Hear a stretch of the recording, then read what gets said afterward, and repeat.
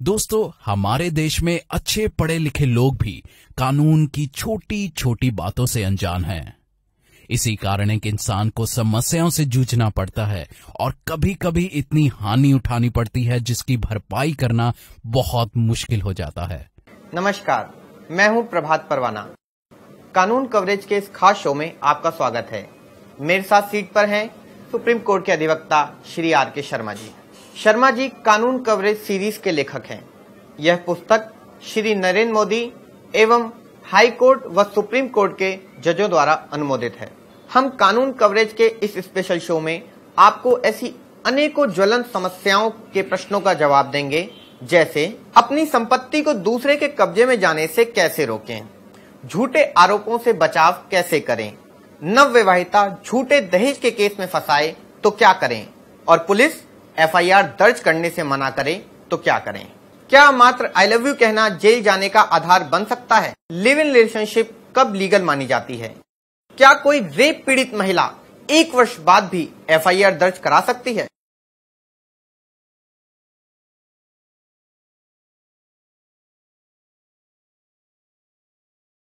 और एक अलग सा प्रश्न हमारे पास लोकेश जी ने भेजा है।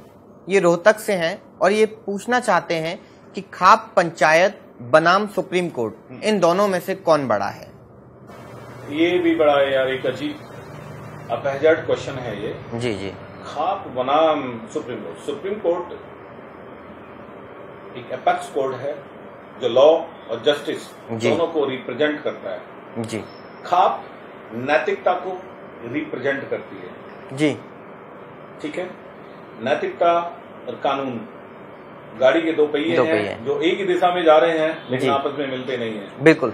लेकिन कहीं कहीं नैतिकता का समर्थन मेरा व्यक्तिगत जी। ये कानून का विषय नहीं है। मैं थोड़ा सा एक परंपरावादी परिवार से बिलोंग करता हूँ जी, और एक सामान्य वर्ग से हूँ, इसलिए मैं विचार जोड़ रहा हूँ उसमें जी। मेरा झुकाव कभी कभी खाप में भी चला जाता है जी। जब खाप गलत करती हैं तो फिर मैं खाप से हटकर कानून की शरण में कानून का घूमूं। जी जी जी। अभी शायद प्रश्न की उस उत्तर के लिए हम लोग इंतजार कर रहे हैं कि इन दोनों में से कौन बड़ा है। आपका इस पे क्या नजरिया है। नहीं, इसमें कोई बड़ा नहीं है। इसमें तो कुछ भी नहीं कह सकते हम। बड़ा छोटे का सवाल नहीं होता है, बस बात वहीं आ रही है। जिस आदमी ने ये कसम खाई हो कि मैं जिंदगी में कभी ऐसा अपराध नहीं करूंगा कि मुझे पुलिस में जाना पड़े जी।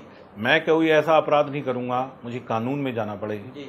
मैं ऐसा कोई अपराध नहीं करूंगा मुझे किसी न्यायपालिका में जाना पड़े, मैं साधु बन के रहूंगा, साधु संत बन के रहूंगा, तो मेरे लिए खाप बड़ी है जी। कि वो नैतिकता का प्रतीक है। मैं नैतिकता का ही पुजारी हूं। लेकिन सामान्य आदमी बन के रहूंगा तो व्यापार भी करना है और मुझे जीवन भी चलाना है, तो कब कोई ऐसी भतूड़ी पड़ जाए तो मुझे फिर कानून की शरण में जाना पड़े, पुलिस की शरण में जाना पड़े, जुडिशरी की शरण में जाना पड़े, तो वहां फिर लक्ष्य और जो होगा जहां से मुझे रिलीफ मिलेगा वो न्यायपालिका होगी। तो न्यायपालिका है, लेकिन फिर भी मैं थोड़ा सा झुकाव न्यायपालिका की तरफ ही दूंगा। न्यायपालिका श्रेष्ठ है। एक पंक्ति में बताएं, क्या खाप पंचायत का फैसला सुप्रीम कोर्ट में चैलेंज किया जा सकता है या सुप्रीम कोर्ट का फैसला खाप पंचायत। नो, ये क्वेश्चन अपहजर्ड हो गया, आपका मिल गया। सुप्रीम कोर्ट का फैसला खाप पंचायत में चैलेंज नहीं किया जा सकता। खाप पंचायत का फैसला सुप्रीम कोर्ट में चैलेंज किया जा सकता है जी। ठीक। दूसरी बात मैं ये बता रहा हूं कि इसी प्रश्न में एक बात जोड़ देता हूं। इस दुनिया में सभी लोग सुन लें, इस दुनिया में एक बात श्रेष्ठ है जी। कि यहां कोई बात श्रेष्ठ नहीं है जी। शायद आपको समझ नहीं आई ये बात। जी बिल्कुल समझ आया। इस दुनिया में एक बात श्रेष्ठ है बिल्कुल कि यहां कोई बात श्रेष्ठ नहीं है। आप कोई भी बात कहिए, हर बात का नेगेटिव और पॉजिटिव निकलेगा।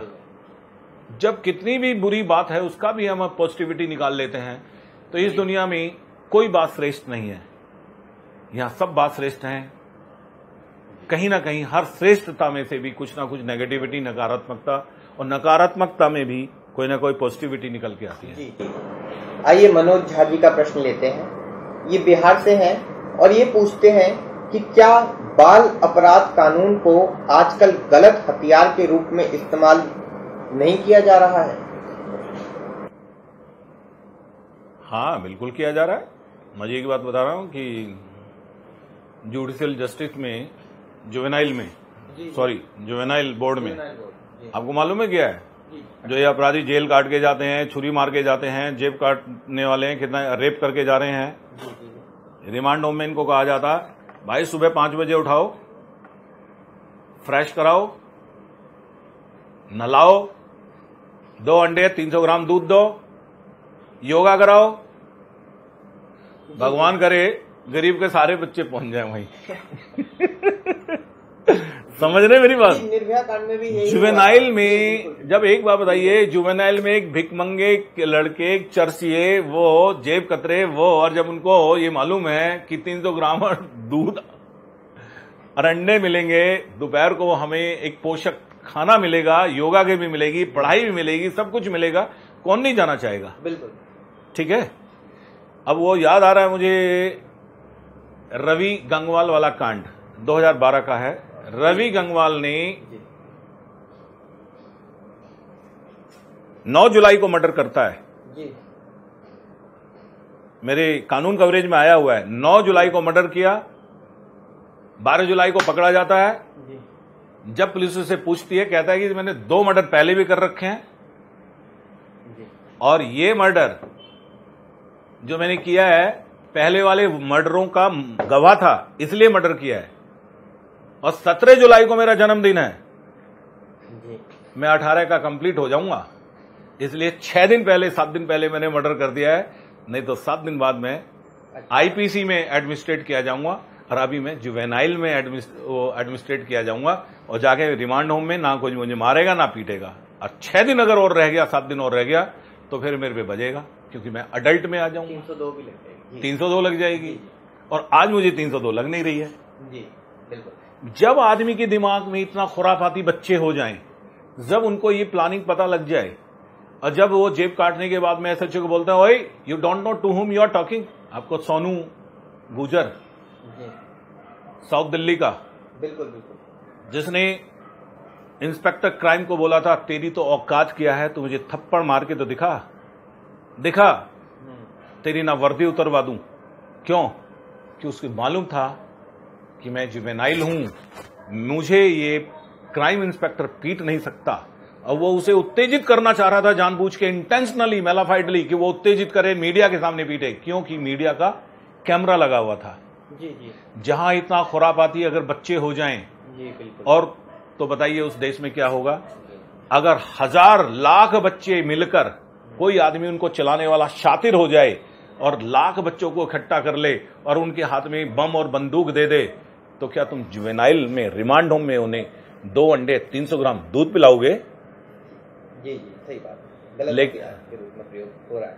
आपको समझ आ रहा है ना? बिल्कुल। इसीलिए इसका नाजायज गलत प्रयोग हुआ था, क्योंकि जब ये जुवेनाइल बोर्ड, जस्टिस बोर्ड ये बनाया किसने? पढ़े लिखे लोगों ने, हाई क्लास लोगों ने, एसी में बैठकर, जिनके खुद के बच्चे पढ़े लिखे थे, वेल एजुकेटेड थे।